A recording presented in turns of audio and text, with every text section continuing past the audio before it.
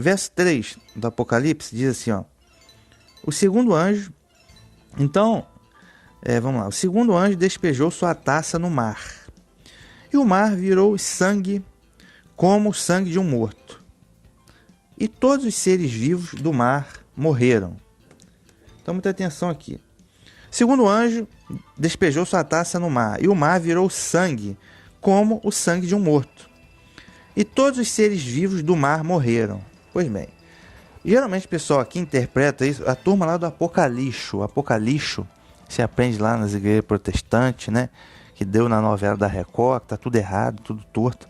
Se você interpretar de forma literal, o que acontece? Vai ter como que eles interpretam de forma literal? Não, vai ter aí um acontecimento que literalmente os mares, né? Os oceanos, né? Atlântico, Oceano Índico, realmente vai virar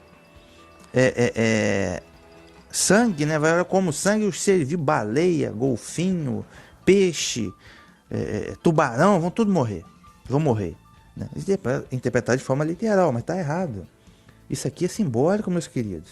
Tudo isso aqui é simbólico. Ok? Então a gente precisa interpretar. Não há sentido do Eterno fazer isso com o pobre coitado dos peixes do mar, que não tem culpa. Peixe não tem pecado. Tá? Quem tem pecado e quem tem que pagar são os seres humanos. Não é o pobre coitado do peixe, da baleia. Né? Não é isso. Então, isso aqui não é literal que vai morrer os peixes, tubarão, golfinho. Não é isso. Tá? Isso é dito de forma simbólica. Tá? Então, para a gente poder entender melhor, vamos lá no livro do profeta Abacuque. Deixa eu localizar aqui o Abacuque, só um momentinho. Para a gente poder ter um melhor entendimento da coisa. Abacuque, depois de Naum vem o Abacuque. Abacuque, capítulo 1, verso 14 até 17, que diz assim, ó. E farias os homens como os peixes do mar, como os répteis, que não tem quem os governe? Ele a todos levanta com o anzol, apanha-os com a sua rede e os ajunta na sua rede varredoura.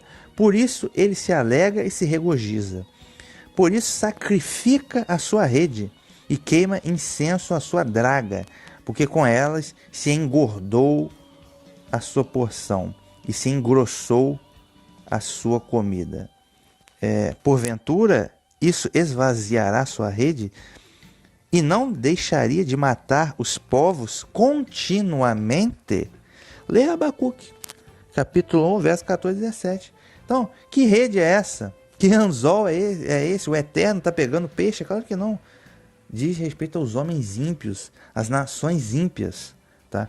Então, quando ele disse aqui, ó, e faria os homens como peixes do mar, isso é dito simbolicamente, porque dada a sua quantidade, né? Os peixes do mar, quantidade muito grande, e o mar simboliza sempre as nações, que a terra simbolizava Israel, o mar, as nações, né? Por causa da instabilidade da água, né? Do mar, da idolatria, das nações como a idolatria, instáveis espiritualmente, com a idolatria, essa coisa toda. Então é isso. E sacrifica a sua rede, verso 16, quer dizer o que? O juízo do Eterno sobre as nações. Né? E queima incenso a sua draga, porque ela se engordou a sua porção de justiça. Porventura, por isso esvaziará a sua rede e não deixarei de matar os povos continuamente. Então aqui o profeta Abacuque simbolicamente, né? A rede, o anzol, a pesca, a matança dos peixes, na verdade, está se referindo às nações, seres humanos ímpios, que o Eterno executa, lança sua rede para executar o seu juízo. Então, esse mar aqui, tá? E esses seres vivos do mar, esse mar aqui simboliza, na verdade, o mundo inteiro. E esses seres vivos do mar que morreram, simbolizam os próprios seres humanos. Ok? Mas, aí atenção, e todos os seres vivos do mar morreram. Quando diz aqui, então quer dizer que todos os seres humanos vão morrer? Não. Quer dizer que a palavra todos aqui significa de todos, né? Porque o todos, ele não se aplica aos filhos de Deus, okay? Ao povo de Deus, Israel, ou a igreja, como queira, não se aplica ao povo de Deus, ok? Mas todos aqui seria de todos, ou seja, de todas as nações, de todas as famílias da terra, todas as classes sociais, ok? De todos os lugares. É isso que significa, tá? Então, ou seja, o que quer dizer isso? Que essa segunda praga, dessa segunda taça, vai afetar a todos, ao mundo inteiro. Mas ele usou aqui a palavra mar, porque pode ser que esse acontecimento da segunda praga vá ser um conflito causado nos mares ou nos oceanos, de maneira geral, ok?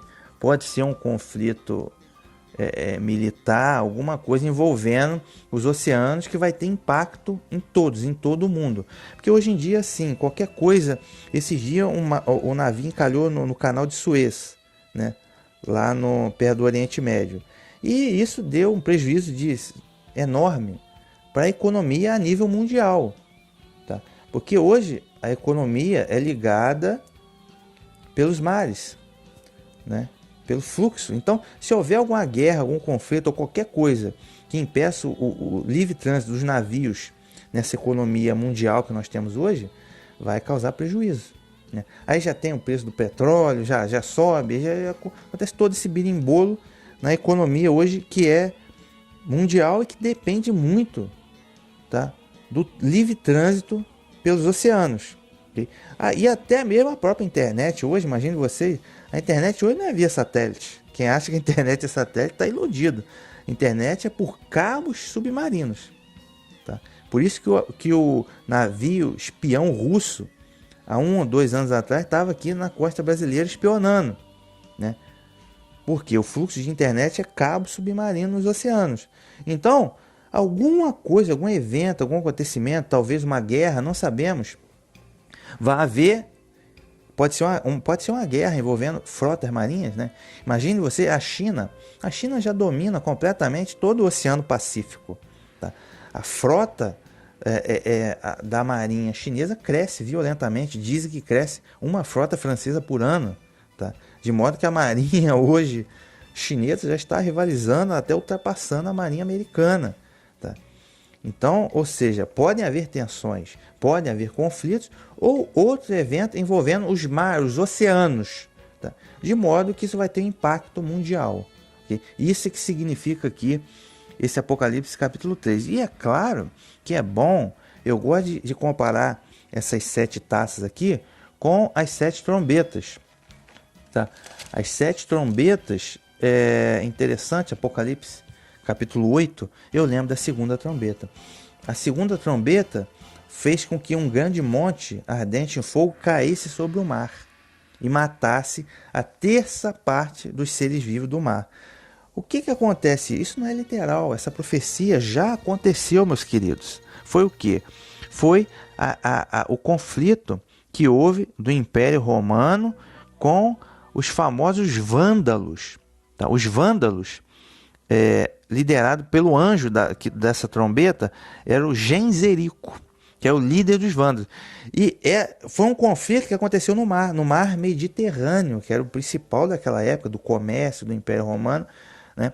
Uma disputa pelo mar Mediterrâneo, e Genzerico estava no norte da África. E foi uma disputa no mar Mediterrâneo contra a frota naval do Império Romano. Foi o segundo de 4 golpes que terminou com o fim do Império Romano. Foi o juízo do Eterno que permitiu tudo isso acontecer. Ok?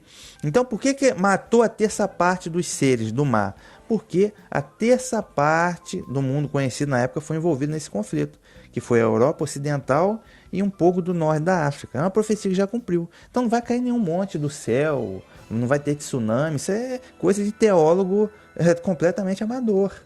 Né? Completa amadorismo total.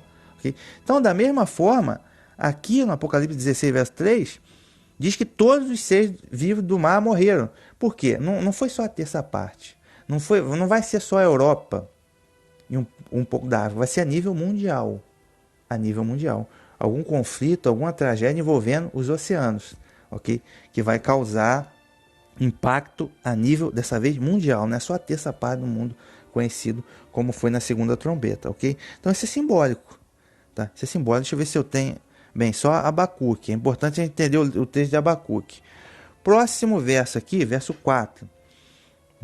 Então, a primeira taça cai sobre a terra, ok? Cai sobre a terra. Agora, a segunda taça no mar não quer dizer literalmente que vai morrer peixe, baleia. Tá? É um evento cataclismático, catastrófico, que vai acontecer envolvendo os oceanos, que vai produzir desgraça a nível mundial para os seres humanos. Verso 4. O terceiro anjo despejou sua taça nos rios e nas fontes, e os rios e as fontes viraram sangue. Ouvi então o anjo das águas dizer: Justo és tu, aquele que era, aquele que é e que era, ó santo, porque julgaste essas coisas. Essa gente derramou sangue de santos e profetas, e tu deste a eles sangue para beber. Eles merecem isso. Ouvi então a voz do altar: Sim, Senhor Deus Todo-Poderoso, teus julgamentos são verdadeiros e justos. Então, repetindo aqui o verso 4. O terceiro anjo despejou sua taça nos rios e nas fontes, e os rios e as fontes viraram sangue. Então, imagine você, né? Se você interpretar de forma literal, né, apocalipse, no estilo apocalipse, vai ter uma praga realmente, e que os rios vão virar sangue, né, e as fontes d'água vão virar tudo sangue. Imagina, o povo vai beber sangue. Aí o rio Nilo vira sangue, o rio Amazonas vira sangue, o rio Eufrates vira sangue, rio Mississippi vira sangue, rio Mekong vira sangue, tudo vai virar sangue. Fonte d'água, poço, vira tudo sangue. Imagina você, né? Se você interpretar de forma literal. Mas não é isso que vai acontecer. Tá? Isso é dito simbolicamente.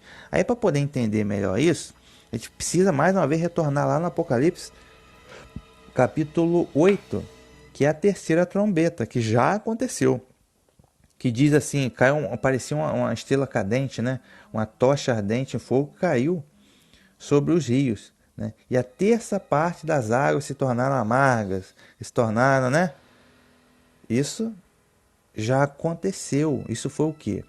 Isso foi uma disputa que houve, né? A guerra entre o Império Romano e uma tribo bárbara chamada de Hunos. E por que é uma estrela cadente? Porque os Hunos vieram, acho que do leste, e eles eram liderados pelo anjo da terceira trombeta, que é o Átila, que era o chefe deles. Então eles vieram muito rápido e colidiram com o Império Romano e fizeram uma super guerra, né? E depois disso eles acabaram sumindo, desaparecendo. Então, como uma estrela cadente realmente, tá? E por que caiu nas águas e as águas se tornaram amargas? Porque essa guerra ela se deu na região que tinha ricas fontes de água do Império Romano, ok?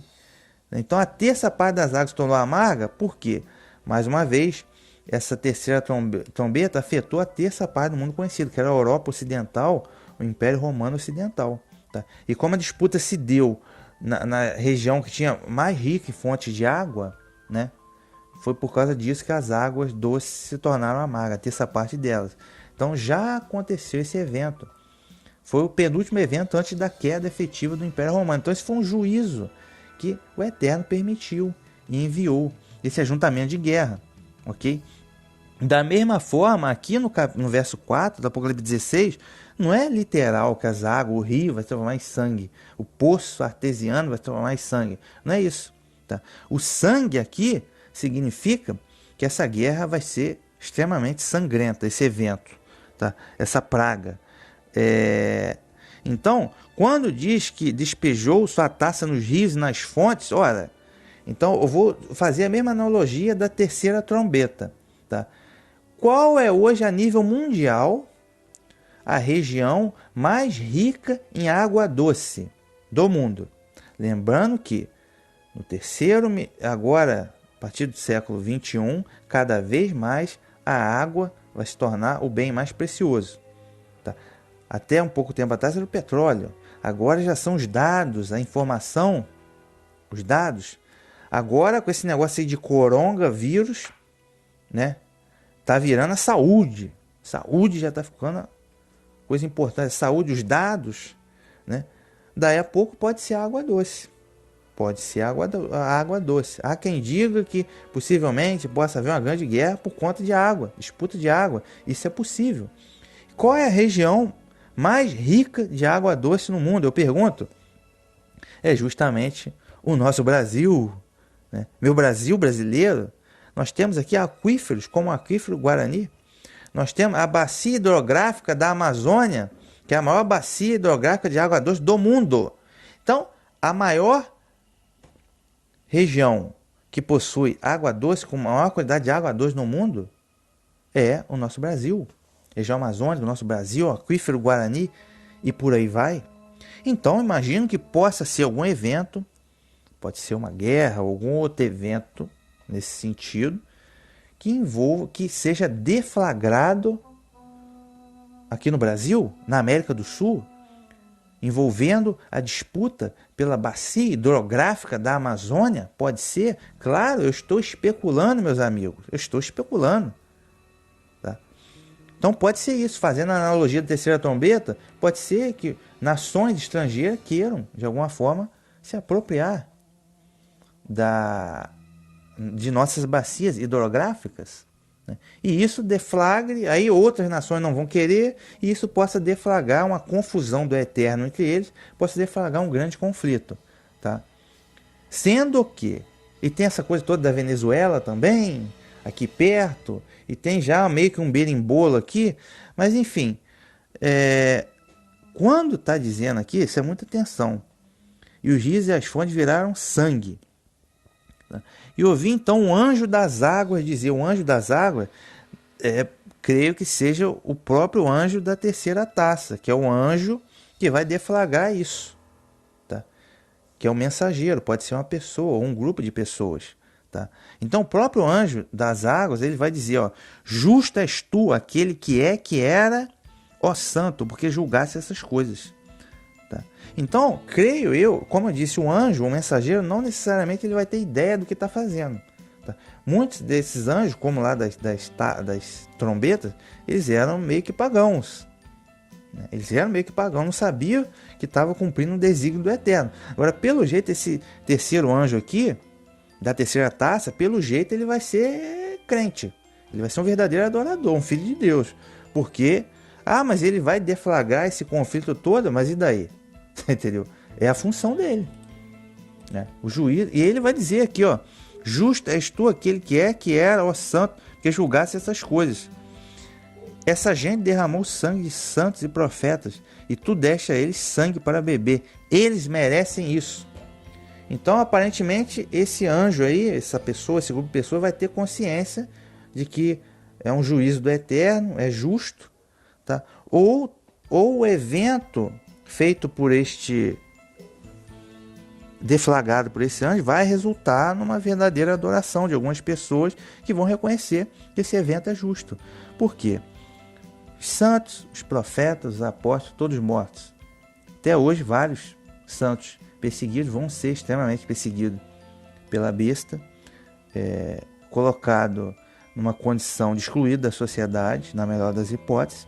Okay? Então, né, analise você mesmo. Quantos cristãos foram mortos pelo comunismo ateu na União Soviética? 16 milhões. Né? Aí você tem campos de concentração hoje na própria China. Durante a Inquisição, povos como os valdenses, albigenses foram mortos e por aí vai.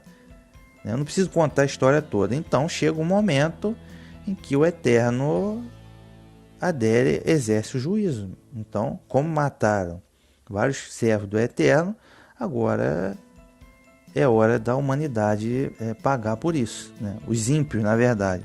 Então, e tu deste a eles sangue de beber. Eles merecem isso, porque é justo. Aí, na hora de cultuar, os caras estão cultuando Iemanjá, São Jorge, Aparecida e por aí vai. E vários outros ídolos. Na hora de festejar, estão festejando Carnaval, Natal do Sol Invencível, Ano Novo, Pagão. Beleza. Só que na hora que tem a tragédia, o pessoal lembra, não, por que Deus permitiu isso? Olha, permitiu porque você não está prestando culto. Você não está obedecendo os mandamentos. Já disse que ele permitiu. Tá? Então é justo as coisas. Então eles merecem isso, porque é justo o julgamento. Ok? Então, talvez esse anjo possa ser alguém que creia efetivamente no eterno, que preste realmente verdadeira adoração. Ouvi então a voz do altar. A voz do altar. Sim, Senhor Deus Todo-Poderoso, teus julgamentos são verdadeiros e justos. Tá? Por quê? É o juízo do eterno caindo sobre a humanidade. Sendo que, quando diz aqui no verso 6, tu deste a eles sangue de bebê para beber, então, o que acontece? Quem crê no Messias bebe a água da vida, okay? Para a salvação. Agora essa gente vai beber sangue por causa da impiedade deles. Então, me parece que vai ser um evento extremamente sangrento. Vai ser um evento brutal, ok? Vai ser um evento brutal. Então, não vai ser brincadeira isso aqui não, ok? Deixa eu ver se eu tenho alguma pontuação aqui. Verso 4. Ah, tá. Até porque essa questão das águas se transformando em sangue, a gente lembra lá da primeira praga do Egito, né? Porque no Egito, veja bem, é importante a gente entender a profecia. No Egito, o centro comercial ali era em torno do rio Nilo. Por causa da agricultura, não só da agricultura, né? Para abastecer a alimentação do povo, como também culto. Eles prestavam culto ao rio Nilo, como se o rio Nilo fosse algo divino, um deus. Tá? Então vejam que tem uma sociedade egípcia que era tinha a ver a economia, né, o rio Nilo, com o culto, a adoração, falsa adoração. Okay? Essa é a sociedade do Egito. O rio Nilo era Deus, que dava o sustento para eles. Okay? Então, na sociedade dessa época, que hoje, atual ou mais para frente, você tem, possivelmente as fontes, a água vai se tornar um bem muito importante. Já mas vai se tornar mais importante ainda, porque a água doce vai se tornar escassa. Na verdade, a distribuição é que é ruim, vai se tornar escassa para muita gente. Tá? Então, possivelmente, e é claro que as potências imperialistas europeias ocidentais vão ficar de olho na nossa água aqui. Tá? E outros países que não têm pleno acesso à água vão querer também disputar. Então a água pode se tornar um bem muito mais importante do que é hoje. Okay? E isso pode gerar um conflito. Okay? E claro que, remontando aqui o Egito, né, a Babilônia, grande império mundial de falsa religião, por conta da falsa adoração, o Eterno vai permitir isso. Que haja um conflito por conta da água doce e que gere essa tragédia toda. Entendeu? Então percebam que o Eterno permite as coisas por causa da falsa adoração. Né? As pessoas estão adorando aí o faraó, os faraós, os deuses que tem por aí. Né? Então o Eterno vai permitir esse conflito por conta da falsa adoração envolvendo a água doce, entendeu? Por isso que tem tudo a ver simbolicamente com a praga do rio Nilo no Egito, que transformou em sangue porque eles prestavam culto ao rio que dava sustento para eles. Okay? Então tem tudo a ver. Então o Eterno vai permitir aí alguma coisa econômica também por causa da idolatria das pessoas. Ok? Bem, pois bem, verso 7, ouvi então a voz do altar. Sim, Senhor Deus Todo-Poderoso, teus julgamentos são justos e verdadeiros. Muito interessante, né? Então isso é o juízo e é justo, vindo da parte do Eterno. Deixa eu ver aqui, verso 8. Verso 8. O quarto anjo despejou sua taça no sol, e o sol recebeu permissão de queimar os homens com fogo. Tá? E o quarto anjo despejou sua taça no sol, e o sol recebeu permissão de queimar os homens com fogo.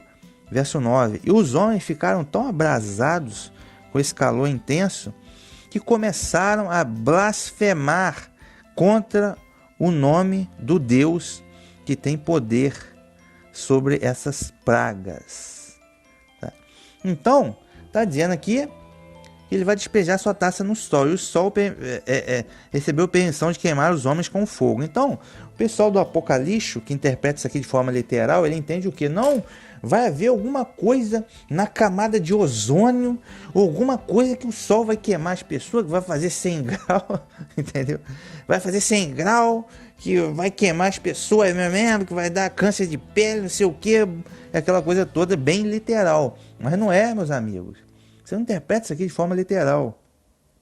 Não é literal, não vai ter alguma coisa na camada de ozônio, vai ter o aquecimento global, as pessoas vão ser queimadas, viva pelo sol. Não é exatamente isso, literal, que quer dizer.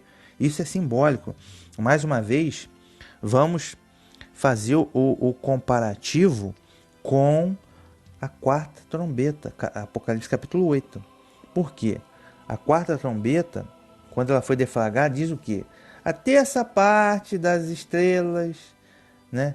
A terça parte do sol perdeu seu brilho, né? O que significa isso? Foi a queda do Império Romano, né? Foi a queda do Império Romano. Foi ferida a terça parte do sol, e a terça parte da lua, e a terça parte das estrelas. Que a terça parte deles se escureceu, e a terça parte do dia não brilhasse, e semelhantemente à noite. Isso não é literal. Essa profecia aqui, Apocalipse 8, verso 12, isso já aconteceu. Foi o quê? A queda final do Império Romano Pagão, que se deu no ano 474 da Era da Graça. Então, o que aconteceu? A terça parte do Sol, a terça parte da Lua, a terça parte das estrelas, significa efetivamente, tá, o fim do consulado, tá, e do Império Romano. Tá? Porque lá eles tinham o consulado, o senado e o imperador. Tá? Então, foi extinguido. Tá? Acabou o Império Romano. E por que a terça parte? Porque esse juízo, essa quarta trombeta, caiu sobre a terça parte do mundo conhecido, que é a Europa Ocidental. O Império Romano Ocidental caiu nessa época. Então o Sol aqui está simbolizando o imperador, o próprio império, a figura do César, do Augusto, tá? Do imperador romano, que no caso o último imperador foi Rômulo Augusto, que caiu no ano 474, devido às invasões bárbaras. Então a quarta trombeta, se eu não me engano, foram os Érolos, que é um povo bárbaro, né? Um povo bárbaro liderado por Odoacro, o general Odoacro, possivelmente o quarto anjo da quarta trombeta. Ok? Só que dessa vez não. Dessa vez não vai ser a terça parte do mundo, que no caso na época era a Europa. Vai cair a nível mundial. Essa quarta taça, a quarta praga é a nível mundial. Okay? É a nível mundial. Então, o que simboliza o Sol? Simbolizava lá o próprio imperador romano, o próprio Império Romano. No caso aqui, lá na frente, né, no Apocalipse 16, vai simbolizar o quê? O próprio antimessias, o próprio anticristo, né, o homem do pecado, e o próprio império da besta, o Sol. Okay? Porque veja bem, o Sol, ele, vamos dizer, fisicamente, naturalmente, ele governa, né, o mundo, regula as coisas. Nós precisamos de luz solar, as plantas precisam de luz solar, os animais, tudo precisa da luz solar, né? Então o Sol está acima, regulando as coisas aqui naturalmente. Então isso simboliza o quê? O governo. Tá? O governo que regula a vida dos homens. Então o Sol é o próprio governo da besta, né? E o próprio antimessias, que é o líder deste governo. Então quando ele diz aqui, e o Sol recebeu permissão para queimar os homens com fogo, que isso vai virar, imagino eu, que por conta dos eventos da primeira, segunda e terceira taça, né, que vai, primeira taça, vai dar ruim na marca da besta. A tal saúde que eles estão pregando, saúde para lá, saúde, que a vacina, que é só a ciência que salva, saúde, vai dar ruim. Então a própria saúde deles, que eles vão prometer com os cientistas da nova ordem mundial, vão prometer saúde, né, vai dar ruim. Porque a marca da besta vai resultar em chagas malignas, saúde dos homens. Depois, um problema na segunda taça nos oceanos. Possivelmente alguma coisa, o trânsito, alguma guerra, ou disputa comercial, ou alguma coisa que vai dar uma tragédia que vai ter impacto a nível mundial. E depois, problema da água doce. Mas isso eu estou especulando, tá, minha gente? É especulação. Problema na água doce. Imagine o suprimento de água doce afetado aqui nessa terceira taça. Imagine a situação, né? E por conta disso, né, a consequência desses três eventos vai ser o quarto evento, a quarta taça, que vai o quê? O governo, simbolizado aqui pelo Sol, vai começar a queimar os homens, ou seja, vai virar uma ditadura, né? Então, a besta vai vir com aquela aparência de não bonzinho, uma nova ordem mundial, melhor coisa do mundo, a gente precisa disso, mas depois que a coisa começar a apertar, aí vai virar uma ditadura. Vai virar uma ditadura aberta e vai começar a queimar os homens. Com o quê? Com leis mais duras, com perseguição de opositores, ok? E por aí vai, tá? Pode ser carestia dos alimentos, lei mais dura, pode ser várias coisas, né? Então imagino que esse calor intenso, perseguição aos opositores, né? E vai virar uma ditadura mesmo ferrenha. Para a gente entender melhor que isso aqui é simbólico, esse calor do sol é simbólico, tá? Isso aí é simbólico. Então, vamos lá em Mateus, capítulo 13, para a gente poder entender melhor uma parábola do próprio Messias. Mateus, capítulo 13, versos 5, 6, 20 e 21. Ele contou uma parábola, ó. A parábola do semeador, né? O semeador saiu para semear, diz assim, ó. E outra parte das sementes, né, caiu em pedregais, onde não havia terra bastante. E logo nasceu, porque não tinha terra funda. Mas vindo o sol, queimou-se e secou-se, porque não tinha raiz. Isso é uma parábola. E aqui no verso 20 e 21, ele vai explicar essa parábola, porque ele vai dizer, ó, porém, o que foi semeado em pedregais é o que ouve a palavra de Deus, né? E logo recebe com alegria. Mas não tem raiz em si mesmo. Antes é de pouca duração. E chegada a angústia e a perseguição por causa da palavra, logo se ofende. Ou seja, ele volta atrás, né? O que foi semeado em pedregais ouve a palavra, mas não tem raiz em si mesmo. Antes tem pouca duração. E chegada a angústia e a perseguição por causa da palavra, logo se arrepende. Angústia e perseguição. O que é angústia e perseguição? É o verso 6. Mas vindo o sol, queimou-se e secou-se, porque não tinha raiz. Ok? Então, o sol aqui, simbolicamente na parábola, simboliza a angústia, a perseguição, as dificuldades. Então, imagino eu que depois dessa quarta taça aqui, o sol, no caso o governo, vai começar a infligir perseguição. Lei mais dura, vai virar uma ditadura, tá? E imagine hoje o caso da Venezuela, né? O pessoal lá não tem o que comer, passando fome, e a ditadura não quer sair do poder. Eles apertam mais ainda o calo, perseguição de opositores, botam as forças armadas contra o povo, e o povo tem que fugir para outro lugar, porque o povo não tem o que comer e ainda é perseguido, né, numa ditadura cada vez mais violenta. Então imagine isso a nível mundial, né? A coisa está ficando ruim e o governo não quer abrir mão do poder. Então eles o que? Apertam a lei. Então viram uma ditadura mais ferrenha. Então é isso que significa esse calor intenso.